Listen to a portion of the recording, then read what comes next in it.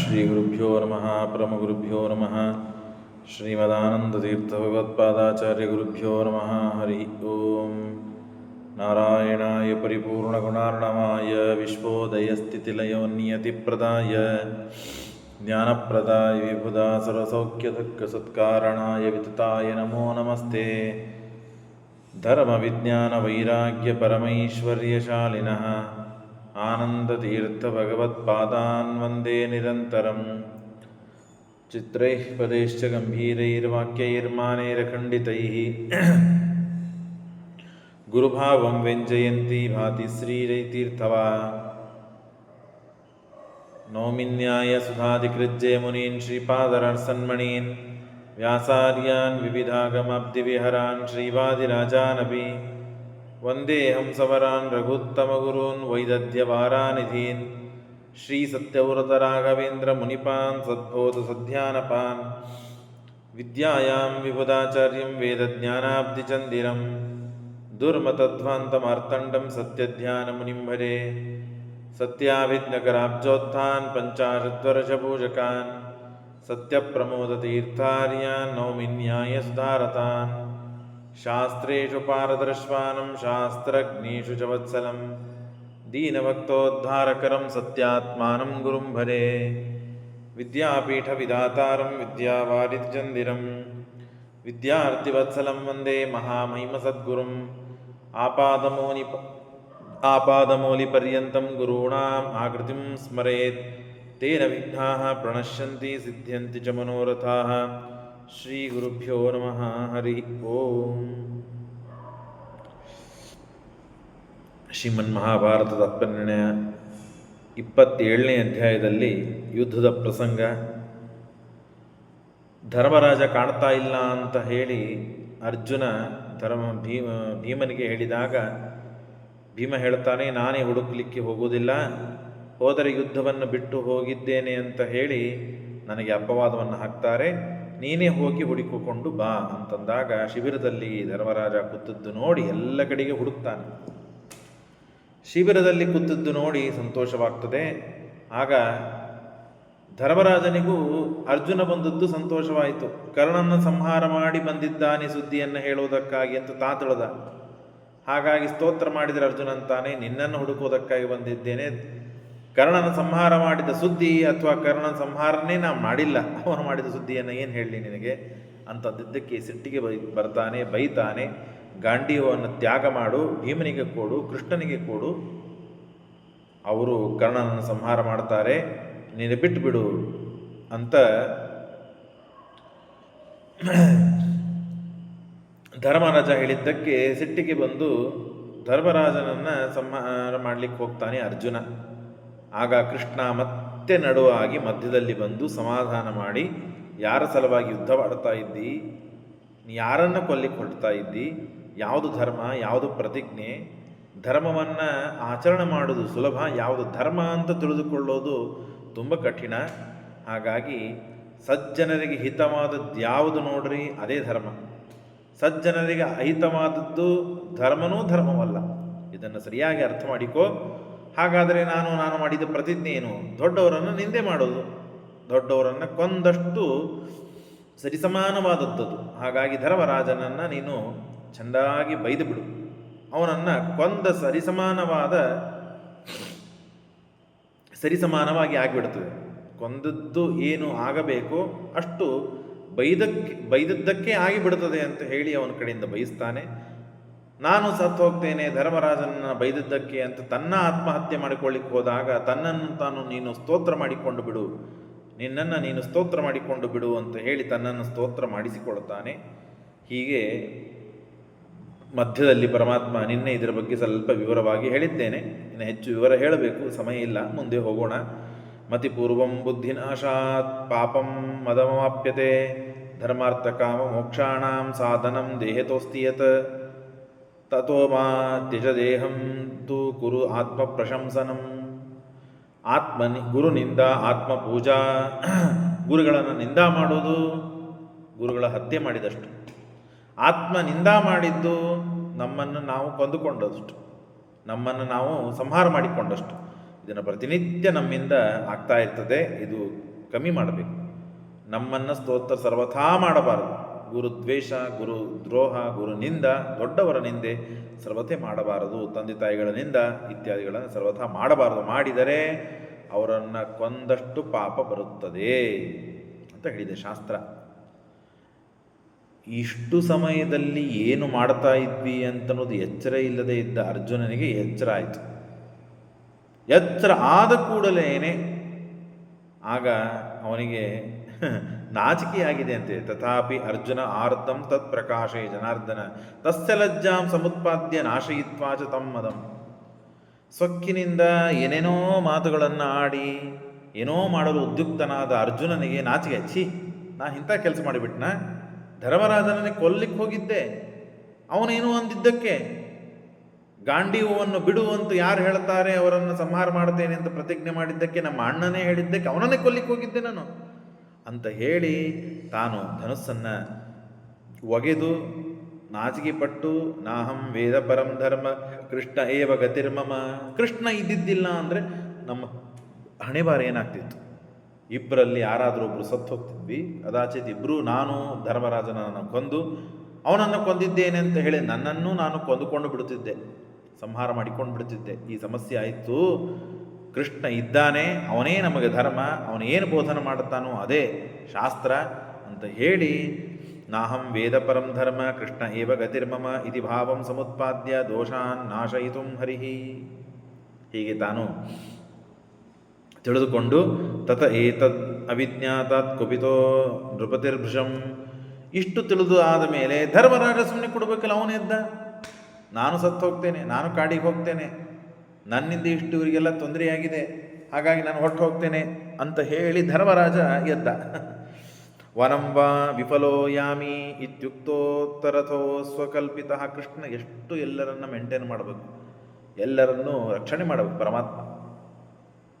ಅರ್ಜುನನ ರಕ್ಷಣೆ ಮಾಡಿದ, ಈಗ ಧರ್ಮರಾಜನ ರಕ್ಷಣೆ ಮಾಡುವ ಬಂತು.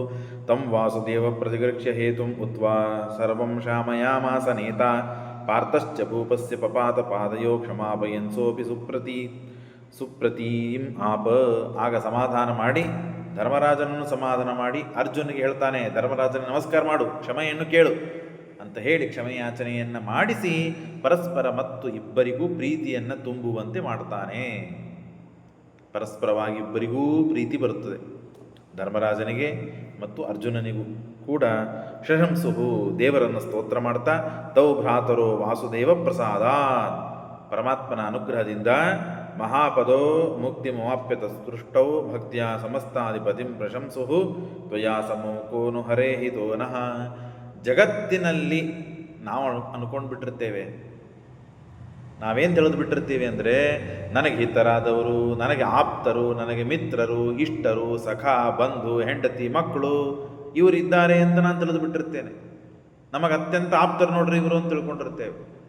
ಅವರೇ ನಮ್ಮ ಬೆನ್ನೆ ಹಿಂದೆ ನಿಂತುಕೊಂಡು ಏನು ನಮ್ಮ ಸಲುವಾಗಿ ಮಾಡ್ತಿರ್ತಾರೆ ಅಂತ ಅನ್ನೋದು ಎಚ್ಚರಿರೋದಿಲ್ಲ ನಮಗೆ. ಎಲ್ಲ ಕಾಲಕ್ಕೂ ಪಿತಾಚ ಮಾತಾಚತ ಪಿತಾತ್ವಮೇವ ಭಾತೃ ಸಖಾತ್ವಮೇವ, ಆ ಶ್ಲೋಕ ಇದೆಯಲ್ಲ, ಎಲ್ಲವೂ ದೇವರೇ.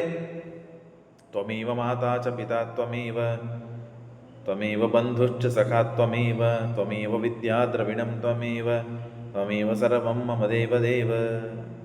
ತಂದೆ ತಾಯಿ ಆಪ್ತ ಮಿತ್ರ ಎಲ್ಲರೂ ದೇವರೇ. ದೇವರು ಒಬ್ಬನೇ ನೋಡ್ರಿ ನಮಗೆಂದೂ ಮೋಸ ಮಾಡದೇ ಇದ್ದ ವ್ಯಕ್ತಿ ಅಂದರೆ.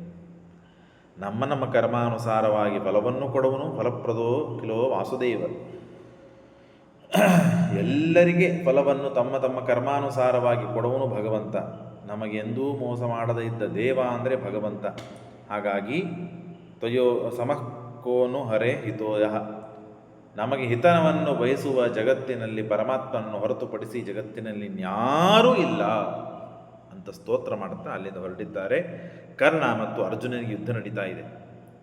ತತಃ ಪ್ರಣಮ್ಯ ಭೀವತ್ಸು ಸುರಗ್ರಜಂ ಪರಿರಂಭಿತ ತೇನಾಭಿನಂದಿತ ಪ್ರೀತ್ಯ ಆಶಿಷ ಪ್ರಯೋ ಯುಧೆ. ಯುದ್ಧವನ್ನು ಆಡ್ತಾ ಇದ್ದಾನೆ. ಯುದ್ಧವನ್ನು ಅರ್ಜುನ ಕರ್ಣನ ಜೊತೆಗೆ ಯುದ್ಧವನ್ನು ಆಡ್ತಾ ಇದ್ದಾಗ ಸ್ವಲ್ಪ ಅವನಿಗೆ ಶಂಕೆ ಬಂತು. ಓ, ನಾನು ಕರ್ಣನ ಜೊತೆಗೆ ಗೆಲ್ತೀನೋ ಇಲ್ಲೋ.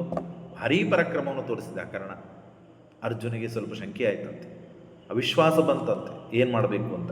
ಆಗ ತಕ್ಷಣದಲ್ಲಿ ಕೃಷ್ಣ ಮತ್ತೆ ಬರ್ತಾನೆ, ಅಲ್ಲೇ ಇರ್ತಾನೆ, ಎದ್ದು ನಿಂತು ಹೇಳ್ತಾನೆ, ಕೃಷ್ಣ ನೀನು ಯಾರನ್ನು ತಿಳಿದಿದ್ದಿ ಅರ್ಜುನ, ನೀನು ಯಾರನ್ನು ತಿಳಿದಿದ್ದಿ, ನೀನು ನರಾವೇಶ ಇದೆ ನಿನ್ನಲ್ಲಿ, ಮಹಾದೇವತೆ ನೀನು.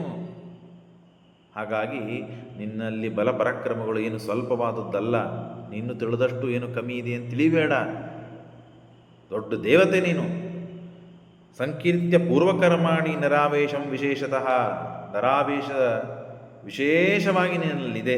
ವ್ಯಂಜಯಾಮಾಸ ಧೈರ್ಯಂ, ಇದನ್ನು ಹೇಳಿ ಧೈರ್ಯವನ್ನು ತುಂಬಿ ಹುರಿದೊಬ್ಬಿಸಿ ಭಾರಿ ಸಾಮರ್ಥ್ಯವನ್ನು ತುಂಬಿ ಯುದ್ಧಕ್ಕೆ ಪರಮಾತ್ಮ ಮತ್ತೆ ಅವನನ್ನು ಪ್ರಚೋದನೆ ಮಾಡ್ತಾನೆ. ಭೀಮಸ್ತದ ಶತ್ರುಬಲಂ ಸಮಸ್ತಂ ವಿದ್ರಾವಯಾಮಾಸ ಜಗಾನಚಾರೋ ವೀರಾನ್ ರಣಾಭಿಮನ್ ಮುಖಾನ್ ಸ್ವಯಂತ್ರ್ಯ ಕುರುವಶ್ಚ ವಾರ್ತಾರಮಣಾಯ ಏವ. ಆಗ ಭೀಮಸೇನ ದೇವರು ಮತ್ತೆ ಪುನಃ ಯುದ್ಧಕ್ಕೆ ತಾವು ಬಂದಿದ್ದಾರೆ. ಬಂದಾಗ ಆ ಭೀಮಸೇನ ಭೀಮನಿಗೆ ದುಶ್ಯಾಸನ ಎದುರಿಗೆ ಸಿಗ್ತಾನೆ. ಇಲ್ಲಿವರೆಗೆ ದುಶ್ಯಾಸನ ಸಿಕ್ಕಿದ್ದ, ಬಹಳ ಕಮ್ಮಿ ಸ್ವಲ್ಪ ಹೊತ್ತಿನಲ್ಲಿ ಸಿಕ್ಕಿದ್ದ. ಈಗ ದುಶ್ಯಾಸನನೇ ಎದುರಿಗೆ ನಿಂದಿರ್ತಾನೆ. ಎದ್ದು ಭೀಮನಿಗೆ ಬಾಯಿಗೆ ಬಂದಂತೆಲ್ಲ ಬೈಲಿಗೆ ಪ್ರಾರಂಭ ಮಾಡ್ತಾನೆ. ಪುನಶ್ಚ ನಿಘ್ನಂತು ಮರಿಪ್ರವೀಣಾನ್ ವಿದ್ರಾವಯಂತಂ ಚ ನಿಜಾಂ ವರೋಧಿನೀಂ ಸಸಾರ ದುಶ್ಯಾಸನ ಆತ್ತಧನ್ವಾ ಭೀಮೋಪಿತಂ ಸಿಂಹ ಇವಾ ಬಿಬೇದಿವಾನ್. ಭೀಮಸೇನ ದೇವರನ್ನ ಮತ್ತು ದುಶ್ಯಾಸನ ನೋಡಿದರೆ ಸಿಂಹ ನರಿಗಳನ್ನು ನೋಡಿದಂತೆ ಆಯಿತು. ಭೀಮಸೇನ ದೇವರಂತ ಸಿಂಹ ಇದ್ದಂತೆ, ದುಶ್ಯಾಸನ ನರಿ, ಅವನಿಗೆ ಶಕ್ತಿ ಸಾಮರ್ಥ್ಯ ಇಲ್ಲ, ಬುದ್ಧಿ ನರಿ ಬುದ್ಧಿ. ಹಾಗಾಗಿ ತಂ ವೃಕ್ಷವಚೋ ಮುಹು ಪರ್ಯಂತಂ ವಿಧಾಯ ಭೀಮೋ ವಿರಥಂ ಕ್ಷಣೇನ. ಅವನು ಬಾಯಿಗೆ ಬಂದಂತೆ ಎಲ್ಲ ಬೈತಾ ಇದ್ದಾನೆ ಭೀಮನಿಗೆ. ಭೀಮ ಏನು ವಿಚಾರ ಮಾಡದೆ ಒಂದೇ ಕ್ಷಣದಲ್ಲಿ ಅವನ ರಥ ಇಲ್ಲದೆ ಇದ್ದಂತೆ ಮಾಡಿಬಿಟ್ಟ. ಭೀಮಸೇನ ದೇವರು ದುಶ್ಯಾಸನನ್ನ ಬಾಣಗಳನ್ನು ಬಿಟ್ಟು ರಥ ಪುಡಿ ಪುಡಿ ಮಾಡಿ ಹೋಗಿದ್ದಾರೆ. ಹಾಗೆ ನೆಲದ ಮೇಲೆ ನಿಂತು ಯುದ್ಧವಾಡಲಿಕ್ಕೆ ಪ್ರಾರಂಭ ಮಾಡಿದ. ಬಾಣವನ್ನು ಕತ್ತರಿಸಿ ಒಗೆದರು. ಇನ್ನು ಉಳಿದ್ಯಾವುದು? ಗದ. ಆ ಗದೆಯನ್ನು ತೆಗೆದುಕೊಂಡು ಮುಂದೆ ಬಂದಿದ್ದಾನೆ. ಇದೇ ಕಾಯ್ತಾ ಇದ್ರು ಭೀಮಸೇಂದ್ರ. ಅದಕ್ಕಾಗಿ ಮೊದಲಿಗೆ ರಥವನ್ನು ಪುಡಿ ಪುಡಿ ಮಾಡಿದರು, ಧನುಸ್ಸನ್ನು ಮುರಿದು ಹಾಕಿದರು, ಗದೆಯನ್ನು ಹಿಡಿದುಕೊಂಡು ಬಂದರೆ ಭೀಮನು ತಳಗೆ ಗದೆಯನ್ನು ಹಿಡಿದುಕೊಂಡು ಬಂದ.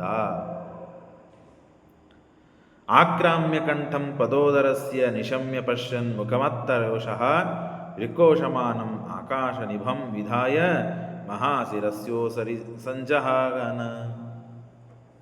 ಘನಘೋರ ಯುದ್ಧವಾಯಿತು ದುಶ್ಯಾಸನನಿಗೂ ಭೀಮನಿಗೂ. ಭೀಮ ಅಪ್ಪಳಿಸಿ ಕುಟ್ಟಿದ್ದಾನೆ, ಅವನನ್ನು ಹಿಡಿದು ನೆಲಕ್ಕೆ ಬಿದ್ದಿದ್ದಾನೆ. ಬಿದ್ದರೆ ಒಂದು ಕಾಲು ತಲೆ ಮೇಲೆ, ಇನ್ನೊಂದು ಕಾಲು ತೊಡೆ ಮೇಲೆ ಇಟ್ಟಿದ್ದಾರೆ ಭೀಮಸೇನ ದೇವರು. ಇಟ್ಟು ಜೋರಾಗಿ ಎದೆಗೆ ಗದೆಯನ್ನು ಹಿಡಿದು ಅಪ್ಪಳಿಸಿದ್ದಾರೆ. ಅಪ್ಪಳಿಸಿದರೆ ಇಲ್ಲಿ ಎದೆಗೆ ಏನು ಎಲುಬುಗಳಿರ್ತದೋ ಎಲುಬುಗಳೆಲ್ಲ ಪುಡಿ ಪುಡಿಯಾಗಿ ಹೋಗಿದೆ ಅಂತ. ಹಾರ್ಟ್, ಇಲ್ಲಿ ಏನು ಹೃದಯ ಇರ್ತದೆ, ಹಾರ್ಟನ್ನು ರಕ್ಷಣೆ ಮಾಡೋದಕ್ಕಾಗಿ ಅಸ್ಥಿ ಪಂಜರಗಳನ್ನು ಪರಮಾತ್ಮ ಇಟ್ಟಿದ್ದಾನೆ. ಅದನ್ನು ಒಡೆದು ಬಿಟ್ಟಿದ್ದಾರೆ ಭೀಮಸೇನ ದೇವರು. ಕೃತ್ವಾಸ್ಯ ವಕ್ಷಸ್ಯ ತಟಾಕಂ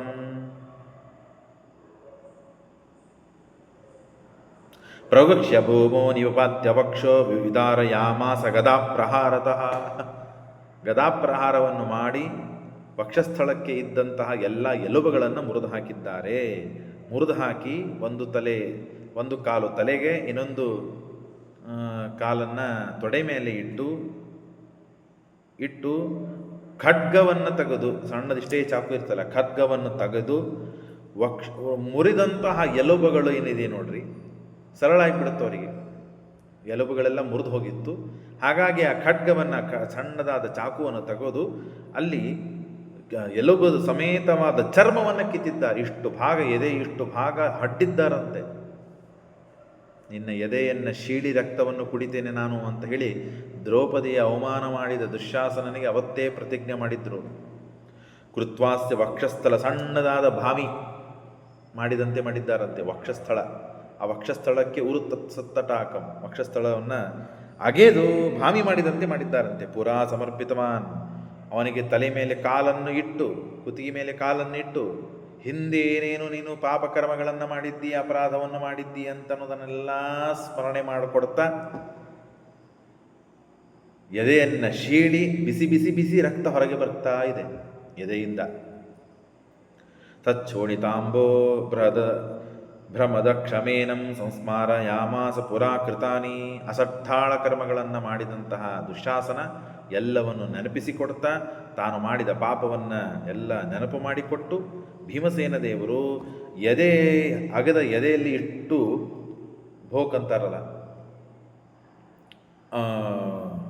ಆಳಾಗಿತ್ತು, ಅಲ್ಲಿ ಎರಡೂ ಬೊಗಸೆಗಳನ್ನು ಹಾಕಿ ರಕ್ತವನ್ನು ಎತ್ತಿದ್ದಾರೆ ಮೇಲೆ. ದುಶ್ಯಾಸನನ ಎದೆಯನ್ನು ಸೀಳಿ ರಕ್ತವನ್ನು ಎತ್ತಿ ಕುಡಿದಂತೆ ನಾಟಕ ಮಾಡಿದ್ದಾರೆ. ನಿನ್ನ ರಕ್ತವನ್ನು ಕುಡಿತೇನೆ ಅಂತ ಹೇಳಿ ತುಟಿಗೆ ಮಾತ್ರ ಹಚ್ಚಿಕೊಂಡಿದ್ದಾರೆ. ತುಟಿಯಿಂದ ಒಳಗೆ, ಹಲ್ಲಿನ ಒಳಗೆ ಹೋಗಿಲ್ಲ ರಕ್ತ. ದುಷ್ಟವನು, ರಾಕ್ಷಸ, ಅವನ ರಕ್ತವನ್ನು ಇವನೇರು ಕುಡಿತಾರೆ. ಆಗ ತಂತಾಂತರಂ ನ ಪ್ರವಿವೇಶ ತಸ್ಯ. ಎಲ್ಲ ಸೀರಿಯಲ್ಲು ಅಲ್ಲಿ ಇಲ್ಲಿ ಎಲ್ಲ ಕಡೆ ತೋರಿಸ್ಬಿಡ್ತಾರೆ ರಕ್ತವನ್ನು ಕುಡಿದಂತೆ. ಭೀಮಸೇನ ದೇವರು ರಕ್ತವನ್ನು ಕುಡಿದಿಲ್ಲ, ಸರ್ವಥಾ ಕುಡಿದಿಲ್ಲ. ತುಟಿಗೆ ಹಚ್ಚಿಕೊಂಡಿದ್ದಾರೆ, ಕುಡಿದಂತೆ ನಾಟಕ ಮಾಡಿದ್ದಾರೆ. ಆಗ ದಂತಾಂತರಂ ನ ಪ್ರವಿವೇಶ ತಸ್ಯ ರಕ್ತಂ ಯುಪೇಯಂ ಪುರುಷಸ್ಯ ಜಾನತಃ ತಥಾಪಿ ಶತ್ರು ಪ್ರತಿಭೀಷಣಾಯ. ಪಪವು ಭಯಂಕರವಾದ ವಾತಾವರಣ, ಜೋರಾಗಿ ಕಿರಿಸ್ತಾ ಇದ್ದಾರೆ ಭೀಮಸೇನ ದೇವರು. ದುಶ್ಯಾಸನನ್ನು ಅಪ್ಪಳಿಸಿ ತಳಗೆ ಒಗೆದಿದ್ದಾರೆ, ಎದೆ ಸೆಳಿದ್ದಾರೆ. ವಕ್ಷಸ್ಥಳದಲ್ಲಿದ್ದ ರಕ್ತವನ್ನು ಎತ್ತಿ ಕುಡಿದಂತೆ ತೋರಿಸ್ತಾ ಇದ್ದಾರೆ. ಆಗ ಸ್ಮರನ್ ನರಸಿಂಹಂ ಭಗವಂತಮೀಶ್ವರಂ ಮನ್ಯ ಸೂಕ್ತಂ ಚ ದದರ್ಶ ಭಕ್ತ್ಯ.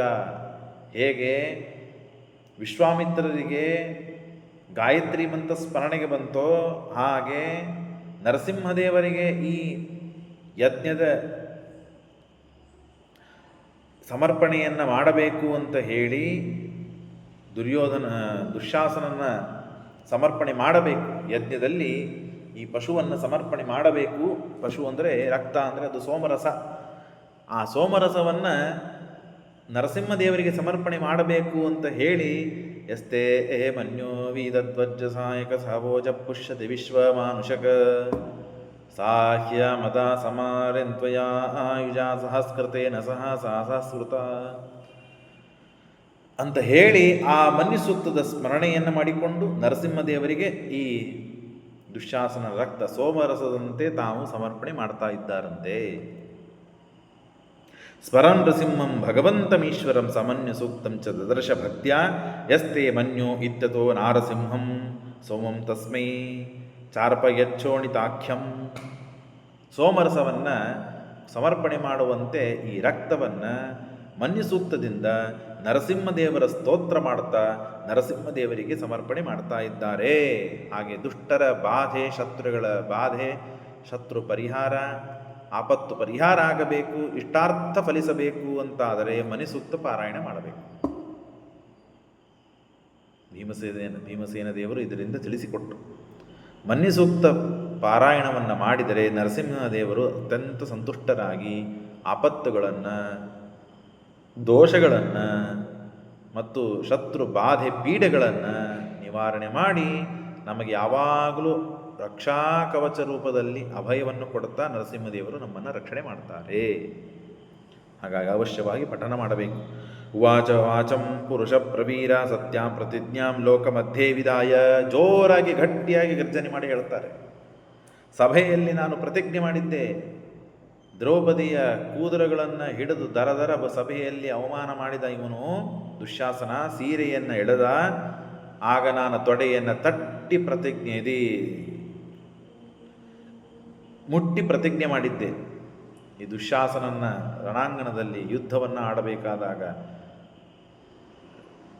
ವಕ್ಷಸ್ಥಳವನ್ನು ಭೇದಿಸಿ ರಕ್ತವನ್ನು ನಾನು ಕುಡಿತೇನೆ ಅಂತ ಪ್ರತಿಜ್ಞೆ ಮಾಡಿದ್ದೆ. ಲೋಕದ ಸಭಾ ಮಧ್ಯದಲ್ಲಿ ಅಷ್ಟೇ ಅಲ್ಲ, ಲೋಕ ಮಧ್ಯದಲ್ಲಿ ಮಾಡಿ ತೋರಿಸಿದ್ದೇನೆ ಅಂತ ಗರ್ಜನೆ ಮಾಡುತ್ತಾ ಭೀಮಸೇನ ದೇವರು ಹೇಳ್ತಾರೆ. ಹಾಗಾಗಿ ಇನ್ನು ಮೇಲೆ ನಿಮ್ಮ ಎಲ್ಲ ಪತಿಯರು ಅಪತಿಯರಾದರು, ಅಂದರೆ ವಿಧವೆಯರಾದರು ಅಂತ ಹೇಳಿ ಭೀಮಸೇನ ದೇವರು, ನೀವು ನಮಗೆ ಷಂಡರು ಅಂತ ಬೈದಿದ್ದಿ, ಷಂಡತಿಲ ಅಂತ ನಮ್ಮನ್ನು ನಿಂದೆ ಮಾಡಿದ್ದಿ ಅಂತ ಹೇಳಿ ನೆನಪು ಮಾಡಿಕೊಟ್ಟು ಅವನನ್ನು ಕೊಂದು ಹಾಕ್ತಾರೆ. ಏನಂ ಮೋಚಿತಂ, ಯಾರು ಸಮರ್ಥರಿದ್ದೀರಿ ಇಲ್ಲಿ?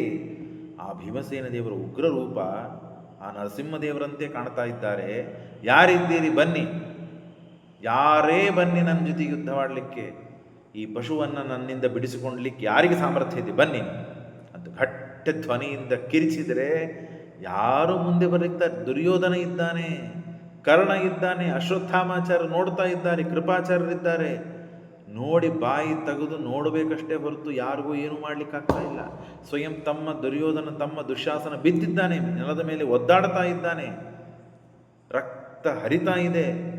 ಏನಂ ಗೃಹೀತುಂ ಚ ಮಯಾ ಯದೀಹ ಕಶ್ಚಿತ್ ಪುಮಾನ್ ಮೋಚಯಿತುಂ ಸವೀರ್ಯ.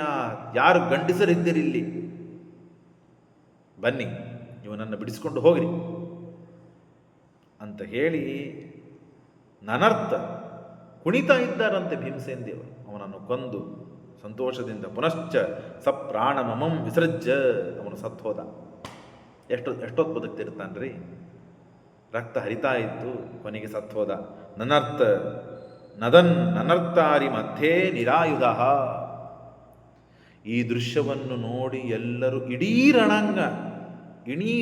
ರಣರಂಗ ಯುದ್ಧವಾಡುವ ಯಾರ್ಯಾರು ಇದ್ದರೋ, ಅಂದ್ರೆ ಕೇವಲ ಶತ್ರು ಪಕ್ಷ ಅಲ್ಲ, ಭೀಮಸೇನ ದೇವರ ಪಕ್ಷವಾಗಲಿ ಶತ್ರು ಪಕ್ಷವಾಗಲಿ ಎಲ್ಲರೂ ಓಡಿ ಹೋಗಿದ್ದಾರಂತೆ. ಎಲ್ಲರೂ ಶಿಬಿರಕ್ಕೆ ಹೋಗಿದ್ದಾರೆ, ದಿಕ್ಕು ತಪ್ಪಿ ಎಲ್ಲೆಲ್ಲಿ ಹೋಗಬೇಕು ಓಡಿ ಹೋಗ್ಬಿಟ್ಟಿದ್ದಾರೆ ಎಲ್ಲರೂ. ಕೇವಲ ದುರ್ಯೋಧನ, ಅರ್ಜುನ, ಕೃಷ್ಣ, ಅಶ್ವತ್ಥಾಮಾಚಾರ್ಯರು 4 ಜನ ನಿಂತಿದ್ದಾರಂತೆ ಇಡೀ ರಣಭೂಮಿಯಲ್ಲಿ. ವ್ಯಾಘ್ರಪದೇನ ಹರ್ಷ. ಆ ಭಯಾನಕವಾದಂತಹ ದೃಶ್ಯವನ್ನು ನೋಡ್ಲಿಕ್ಕೆ ಯಾರೂ ಇಲ್ಲ.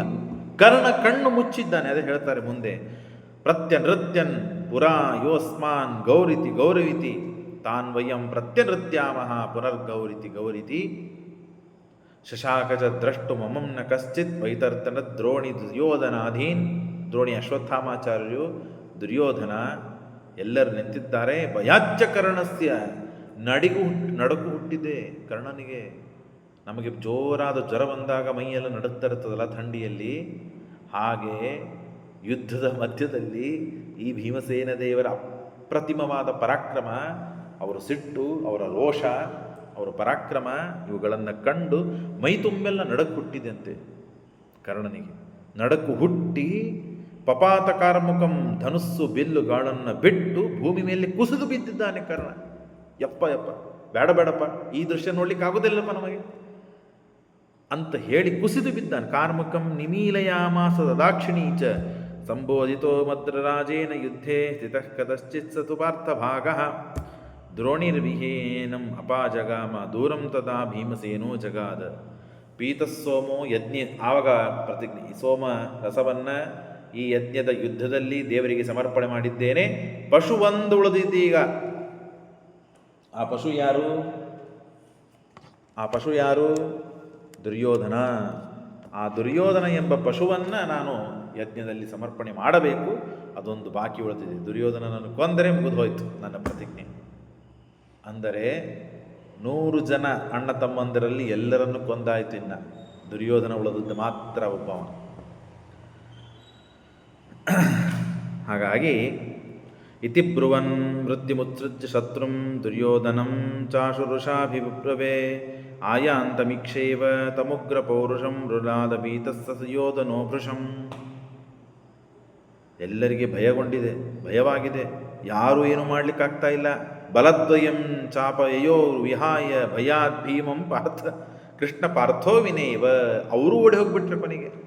ಕೃಷ್ಣ ಪಾರ್ಥರ ಬಿಟ್ಟರೆ ಅಲ್ಲಿ ಯುದ್ಧದಲ್ಲಿ ಆ ರಣಭೂಮಿಯಲ್ಲಿ ಯಾರೂ ಇರಲಿಲ್ಲಂತೆ. ಅದ್ರ ವಿಚಾರ ಮಾಡ್ರಿ. 11 ಎಷ್ಟು ಅಕ್ಷೋಹಿಣಿ ಸತ್ತು ಹೋಗಿತ್ತು, ಇನ್ನು ಸ್ವಲ್ಪ ಅಕ್ಷೋಹಿಣಿ ಉಳಿದಿತ್ತು. ಆ ಅಕ್ಷೋಹಿಣಿ ಸೈನ್ಯವೂ ಖಾಲಿಯಾಗಿ ಬಿಟ್ಟಿದೆ. ಆ ಭೀಮಸೇನ ದೇವರ ಯಾರು ಶತ್ರು ಪಕ್ಷದವರು ಓಡುವುದಂತೂ ನಿಜ, ಓಡಿ ಹೋಗ್ತಾರೆ. ಇವರು ಪಕ್ಷದವರು ಓಡಿ ಹೋಗಿಬಿಟ್ಟಿದ್ದಾರೆ. ಆ ಭೀಮನ ಇವನು ಇಷ್ಟು ಪರಾಕ್ರಮ, ಇಷ್ಟು ಸಿಟ್ಟು. ಇದನ್ನು ನೋಡಿ ಸಂಕಲ್ಪ ಶತ್ರುನ್ ಆಯೋಧನಂ ಶೂನ್ಯಮಾಸೀತ್ ಮುಹೂರ್ತಂ. ಸ್ವಲ್ಪ ಹೊತ್ತು ನಿಶಬ್ದವಾಗಿ ಬಿಟ್ಟಿದೆ ಎಲ್ಲ ಕಡೆ. ದೇವತೆಗಳು ಸಂತೋಷಪಟ್ಟಿದ್ದಾರೆ. ಆಕಾಶ ಮಾರ್ಗದಿಂದ ಭೀಮಸೇನ ದೇವರನ್ನು ಸ್ತೋತ್ರ ಮಾಡಿ ಪುಷ್ಪವೃಷ್ಟಿಯನ್ನು ಮಾಡ್ತಾ ಇದ್ದಾರೆ. ನನರ್ಥ ಭೀಮೋ ವ್ಯಾಘ್ರಪದೇನ ಹರ್ಷ. ಭೀಮದೇವರು ಕುಣಿತಾ ಇದ್ದಾರೆ, ಅಟ್ಟಹಾಸ ಮಾಡ್ತಾ ಇದ್ದಾರೆ. ಹಿರಣ್ಯಕಶಿಪುವನ್ನು ಸಂಹಾರ ಮಾಡಿದಾಗ ನರಸಿಂಹದೇವರು ಹೇಗೆ ಕುಣಿದು ಅಟ್ಟಹಾಸ ಮಾಡಿದರೋ ಹಾಗೆ ಭೀಮಸೇನ ದೇವರು ಈ ದುಷ್ಟನಾದ ದುಶ್ಯಾಸನನ್ನು ಸಂಹಾರ ಮಾಡಿ ಅಟ್ಟಹಾಸ ಮಾಡ್ತಾ ನಗತಾ ಇದ್ದಾರೆ. ಹೀಗೆ ಆಗಿದೆ. ದುಶ್ಯಾಸನ ಸತ್ತು ಬಿದ್ದಿದ್ದ ಸಂಕಲ್ಪ ಶತ್ರುನ್ ಗೋಪದೇವಾಜಿ ಮಧ್ಯೆ ಶಾದ್ರೂಲವಚ್ಚರಿತಂ ನಿಶಮ್ಯ. ಅಂತೂ ಎಲ್ಲರೂ ಸತ್ತಾಗಿದೆ, ಇನ್ನು ಕರ್ಣ ಸಾಯಬೇಕು. ಹಾಗಾಗಿ ಭೀಮಸೇನ ದೇವರು ಅರ್ಜುನನ ಹತ್ರ ಬಂದು ಹೇಳ್ತಾರೆ, ಏಕೇನ ಬಾಣೇನ ಸುತೆ ಹತೆ ಸ್ವೇ ವೈಗರ್ತನೋ ವಾಸವಿ ಅಭ್ಯಭಾವತ ತಯೋರಭೂತ್ ಯುದ್ಧಮತ್ ಯುದ್ಧ ತಯೋರಭೂತ್ ದ್ವೈರಥಮದ್ಧಮದ್ಭುತಂ ಸರ್ವಾಸ್ತವಿ ವಿದೂರಯೋರುಗ್ರಪೂಪಂ.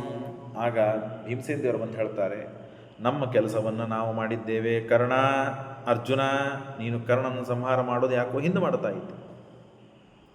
ಅವತ್ತೇ ನಾನು ಅವನು ಕೊಂದು ಹಾಕಿಬಿಡ್ತಿದ್ದೆ. ನೀ ಪ್ರತಿಜ್ಞೆ ಮಾಡಿದ್ದಿ ಅರ್ಜುನ, ಕರ್ಣನ ಸಂಹಾರ ಮಾಡ್ತೇನೆ ಅಂತ ನೀನು ಪ್ರತಿಜ್ಞೆ ಮಾಡಿತ್ತು.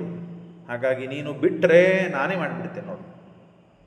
ಹಾಗಾಗಿ ನೀನು ಅವನನ್ನು ಸ್ವಲ್ಪ ನಿರ್ಲಕ್ಷ್ಯ ಮಾಡಿದ್ದಿ. ಅವನನ್ನು ಸಂಹಾರ ಮಾಡಬೇಕಾದದ್ದು ಕೆಲಸ ನಿಂದು ಅಂತ ಹೇಳಿ ಭೀಮಸೇನ ದೇವರು ಅರ್ಜುನನನ್ನು ಪ್ರೇರಿಸ್ತಾ ಇದ್ದಾರೆ. ಹೀಗೆ ದುಶ್ಯಾಸನ ಭೀಮ ಯುದ್ಧ, ಆ ಯುದ್ಧದಲ್ಲಿ ಸಾಮಾನ್ಯವಾಗಿ ಇಷ್ಟು ಉಗ್ರವಾದ ರೂಪದಿಂದ ಉಗ್ರತನದಿಂದ ದುಶ್ಯಾಸನನ್ನು ಸಂಹಾರ ಮಾಡಿದ್ದು ಭೀಮಸೇನ ದೇವರ ಪರಾಕ್ರಮ. ಇದು ಲೋಕವಿಲಕ್ಷಣ. ಅದರೊಳಗೂ ಅವರು ಸಂಹಾರ ಮಾಡಿ, ಇದರಲ್ಲಿಯೂ ನಾವು ಏನಾಗ್ತದೆ ಸಾಮಾನ್ಯವಾಗಿ ಸಿಟ್ಟಿನಲ್ಲಿ, ಪರಾಕ್ರಮದ ಭರದಲ್ಲಿ, ನನ್ನ ಪರಾಕ್ರಮವನ್ನು ತೋರಿಸುವ ಭರದಲ್ಲಿ ದೇವರನ್ನು ಗುರುಗಳನ್ನು ಮರೆತು ಬಿಡುತ್ತೇವೆ. ಜ್ಞಾನದ ಪರಾಕ್ರಮವೋ, ಬಲದ ಪರಾಕ್ರಮವೋ, ಐಶ್ವರ್ಯದ ಪರಾಕ್ರಮವೋ ಅಥವಾ ಅಧಿಕಾರದ ಪರಾಕ್ರಮವೋ ಯಾವುದೋ ಒಂದು ಪರಾಕ್ರಮವನ್ನು ತೋರಿಸುವಾಗ ದೇವರ ಗುರುಗಳನ್ನು ಮರೆತು ಬಿಡುತ್ತೇವೆ. ಅಷ್ಟು ಸಿಟ್ಟು ಭೀಮಸೇನ ದೇವರಿಗೆ ಸಿಟ್ಟಿಲ್ಲ. ಕಾಮಕ್ರೋಧಾದಿಗಳನ್ನು ಗೆದ್ದ ಮಹಾನುಭಾವರು. ಸಿಟ್ಟಂತೆ ತೋರಿಸುವ ಭೀಮಸೇನ ದೇವರಿಗೆ ಆ ಶತ್ರುವನ್ನು ಸಂಹಾರ ಮಾಡಬೇಕಾದಾಗ ಅದ್ಭುತವಾದ ಪರಾಕ್ರಮವನ್ನು ತೋರಿಸುವ ಸಿಟ್ಟಿನಲ್ಲಿ ಇದ್ದಾಗಲೂ ಭೀಮಸೇನ ದೇವರು ನರಸಿಂಹದೇವರಿಗೆ ಈ ಶತ್ರುವಿನ ರಕ್ತವನ್ನು, ಶೋಣಿತವನ್ನು ಸಮರ್ಪಣೆ ಮಾಡುವುದು ಸೋಮರಸ ಅಂತನೋ ಅನುಸಂಧಾನದಿಂದ ಮನ್ಯುಸೂಕ್ತದಿಂದ ಆಗಲೇ ಹುಟ್ಟಿದ್ದು. ಮನ್ಯುಸೂಕ್ತ ಹುಟ್ಟಿದ್ದು ಅಂದರೆ ಅಪೌರುಷೇಯ ವೇದ, ಅದು ಯಾರೋ ರಚನೆ ಮಾಡಿದ್ದಲ್ಲ. ಹೇಗೆ ವಿಶ್ವಾಮಿತ್ರರಿಗೆ ಗಾಯತ್ರಿ ಮಂತ್ರ ದೃಶ್ಯವಾಯಿತೋ ಹಾಗೆ ಮನ್ಯುಸೂಕ್ತ ಭೀಮಸೇನ ದೇವರಿಗೆ ದೃಶ್ಯವಾಯಿತು. ಹಾಗಾಗಿ ಋಷಿಗಳು ಅಂದರೆ ಭೀಮಸೇನ ದೇವರ ಋಷಿಗಳು. ಆ ಮನ್ಯುಸೂಕ್ತ ದ್ರಷ್ಟಾರರಾದವರು ಭೀಮಸೇನ ದೇವರು. ಹಾಗಾಗಿ ಇವತ್ತು ಆ ಮಹಾದುಷ್ಟನಾದ ದುಶ್ಯಾಸನನ ಸಂಹಾರ ಮಾಡಿದಂತಹ ಭೀಮಸೇನ ದೇವರಿಗೆ, ಆ ಭೀಮಸೇನ ದೇವರು ಹೇಳಿದ ಮಾರ್ಗದಲ್ಲಿ ನಾವು ನಡೆದರೆ, ಮನ್ಯುಸೂಕ್ತ ಪಾರಾಯಣ ಪುನಶ್ಚರಣಗಳನ್ನು ಮಾಡಿದ್ದರೆ ಎಲ್ಲ ಆಪತ್ತುಗಳು, ವಿಪತ್ತುಗಳು, ಕಷ್ಟಗಳು ಪರಿಹಾರವಾಗ್ತದೆ, ಇಷ್ಟಾರ್ಥ ಪ್ರಾಪ್ತಿ ಆಗ್ತದೆ. ಅವಶ್ಯವಾಗಿ ನಾವು ಪಠನೆ ಮಾಡೋಣ ಅಂತ ಹೇಳ್ತಾ ಇವತ್ತಿನ ಈ ಭಾಗವನ್ನು ಇಲ್ಲೇ ಮುಗಿಸೋಣ. ಶ್ರೀಕೃಷ್ಣ ಅರ್ಪಣಮಸ್ತು.